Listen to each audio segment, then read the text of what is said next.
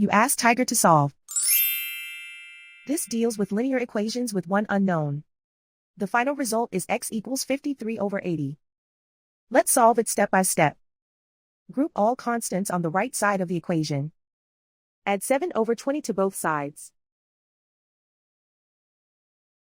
Combine the fractions. Combine the numerators. Reduce the zero numerator. Simplify the arithmetic. Find the lowest common denominator. Multiply the denominators. Multiply the numerators. Combine the fractions. Combine the numerators. And so the final result is x equals 53 over 80.